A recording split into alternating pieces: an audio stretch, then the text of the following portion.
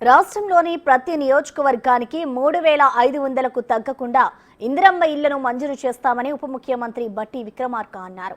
రాష్ట్రంలో కాంగ్రెస్ ప్రజాపాలన అమలు చేస్తున్న ప్రతి సంక్షేమ పథకాన్ని కార్యకర్తలు, నాయకులు క్షేత్రస్థాయిలోకి తీసుకెళ్లాలని పిలుపునిచ్చారు. పార్టీని, ప్రభుత్వాన్ని సమన్వయం చేసుకుంటూ పార్టీని బలోపేతం చేయాలని పిసిసి అధ్యక్షుడు మహేష్ కుమార్ గౌడ్కు సూచించారు. రేపు రాబోయే రోజుల్లో ప్రతి శాసనసభ నియోజకవర్గంలో 3,500 ఇళ్లకు తగ్గకుండా దాదాపు 4.5 లక్షల నుంచి 5 లక్షల వరకు ఇందిరమ్మ ఇళ్లు ఒక్కొక్క ఇంటికి 5 లక్షల లెక్క ఇవ్వబోతా ఉంది.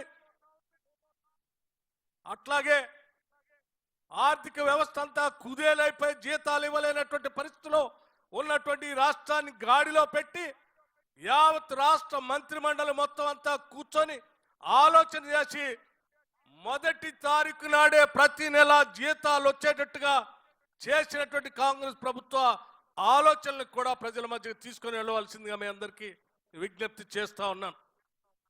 అంతేకాదు, ఈ రాష్ట్ర చరిత్రలోనే కాదు, దేశ చరిత్రలో కూడా కేవలం 15 రోజుల్లో 18,000 కోట్ల రూపాయల్ని రైతు రుణమాఫీ పేరు మీద ఒకటేసారి 18,000 కోట్ల రూపాయలని కేవలం 15 రోజుల్లో ఇచ్చిన రాష్ట్రం ఈ దేశ చరిత్రలో ఎక్కడా లేదు.